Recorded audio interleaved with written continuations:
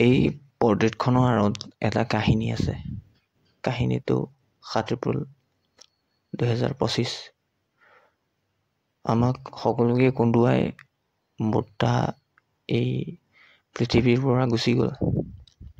আৰু মই ভিডিঅ'টো এইটো কাৰণেই বনালোঁ যে আমি কিছু ক্ষেত্ৰত কেতিয়াবা প্ৰতিশ্ৰুতিবদ্ধ হওঁ যে আমুক কৰি দিম বা আমুকটোত আপোনাক দিম বা তোমাক দিম।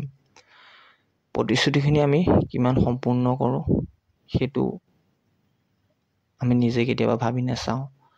একুৰা যি চিতাৰ জ্বলি আছে মোৰ সন্মুখত, চিতাৰ জুইখিনিলৈ চাই মই এটাই ভাবি থাকিলোঁ যে মই বৰ্তাক জীৱিত অৱস্থাত এখন পৰ্ট্ৰেট দিম বুলি নিদিলোঁ। পৰ্ট্ৰেটখন এতিয়া কৰিব বহিছোঁ যদিও মোৰ একেবাৰে মন নাই বা মোৰ একেবাৰে মনোবল নাই।